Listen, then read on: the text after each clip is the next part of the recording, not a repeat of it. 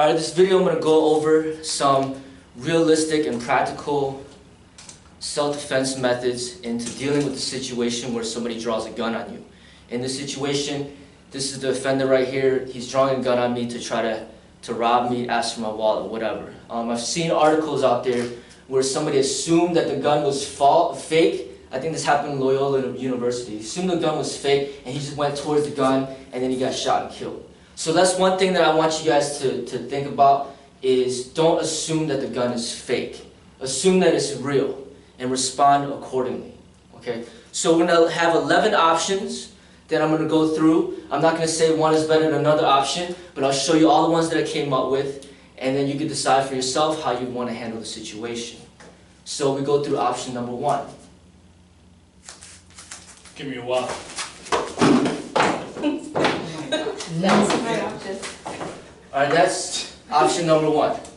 Just run as fast as you possibly can. As soon as you see the gun and you see the threat, just start running. Option number 1. The downfalls of that option, I mean, he can't shoot you. You know, he can't shoot you, but you just gotta run as fast as you can. So option number 2.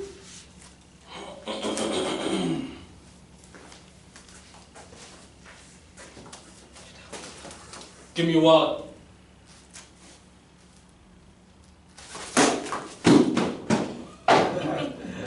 Option number 2 is to give him the wallet, whatever he's asking for, throw it on the ground, or you can throw it at him and then run. Okay, so you're giving him what he wants, and then you're getting out of danger immediately. I don't recommend to give him the wallet and just stay there and just make sure he's counting through the money. And I mean, just give him what he wants and get out of there. That's option number 2.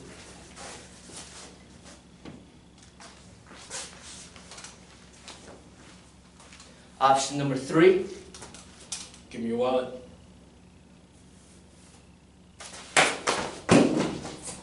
Alright, option number 3 is to carry a fake wallet. So I have 2 wallets, one that has my real stuff in there, another wallet that has nothing in there. I give him the wallet that I don't care for anyway, get out of the scene. That's a good option. Sometimes I carry fake wallets just to give it to the person in case I get robbed. Option number 4.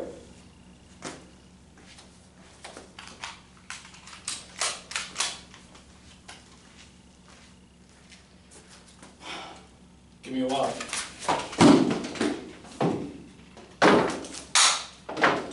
Alright. Option number 4 is if you have concealed carry, you run, get cover, and then get shielding, and then fight back by drawing your gun and shooting the offender. Now, if the problem is, you know, if I draw the gun right here, he'd probably shoot me first. If I run, get cover, I can shoot back at him. But you need concealed carry to do that lawfully.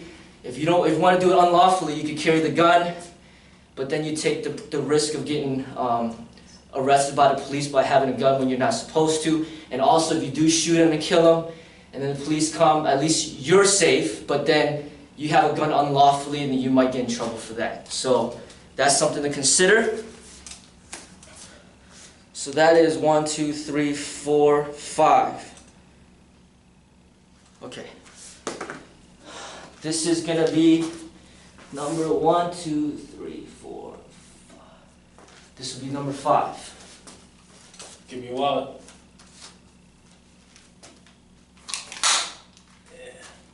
Alright, so that's number 5.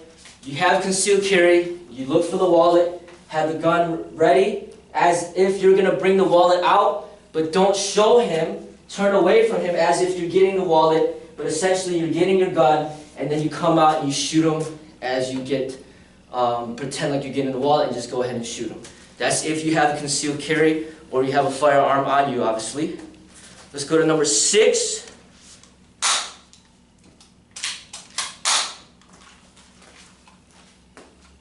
Give me a wallet. Alright, option number 6 is a little bit different.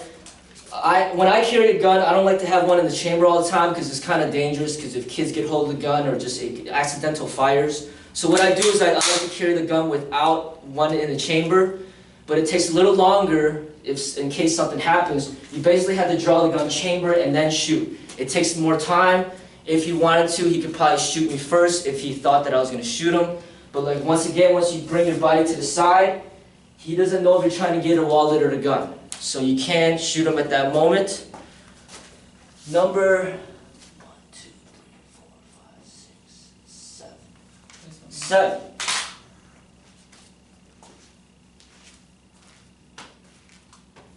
Alright, number 7. Give me your wallet. So you come in with you get your knife, your pocket knife, whatnot, act like you're getting your wallet, but then you draw your knife. And then see if you can grab the gun at the same time as you stab him. And you want to keep trying to gain control of the gun. Just have one arm on the gun, just keep stabbing him, stabbing him, stabbing him. Start slicing his wrist, get the gun out of his hand. Alright? Number 7. 1, 2, 3, 4, 5, 6, 7, 8. Alright, we're in number 8. Give me your wallet. Right here, potentially you might have a baton with you. You're not legally allowed to carry this, but if you decide to carry something like this, this could be used as a weapon. Just draw the baton, go ahead and grab the gun if you can, smash him in the temple, keep smashing him and smashing him and smashing him so you get control of that gun.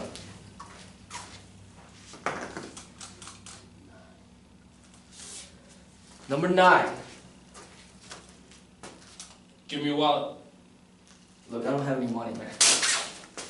Alright, so you come in and you just disarm the knife or the gun at that moment.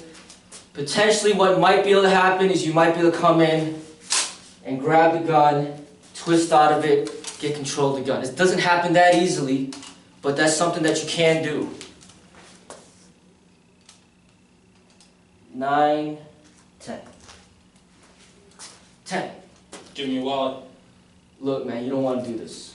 I don't have any money on me, man. Sorry, man. That's it. Alright. Trying to Alright. find the soft spot. Number 10 is just pleading. Sometimes people do that, they just plead, just like, I don't got nothing, or they do got something. I got my wallet, here's my wallet, don't shoot, don't shoot, don't shoot, I got a family. You start crying, do whatever you want to do, that's pleading. Alright, 10, number 11. Number 11. Give me your wallet. Look, I'm having a bad day, I feel like dying anyway. Go ahead and shoot me. So, the next one is just suicide. Like, you're having a bad day, you don't even care you get shot, and you pretty much just tell the person, point the gun to your head. I mean, this is just some crazy stuff. And then the guy, I don't know, he might shoot you, or he doesn't even want to shoot you. But you're so crazy that you pretty much call his bluff. You know, it's like, you're suicidal and you don't care if you die anyway. Okay? So that was number 11. Those are the options that I came up with. I'm not going to say one option is better than another, but I think running, I think most people would agree, would probably be the best option. But anytime you're trying to get the gun from the person, it's a dangerous situation. He's holding the gun in a certain way where he's allowing me to try to disarm him, but people that hold it tactically, they're going to be smarter than that, and I don't really, I train for people that are more intelligent than just holding the gun out. People that know how to use guns, they're not going to just hand over the gun to you. Usually if they're smart about it, I mean, if it was me, I'd be at a distance. I wouldn't be holding the gun all out to the person. So the most realistic ones to me would probably be the ones that are running. Do you guys have anything that you guys would have done?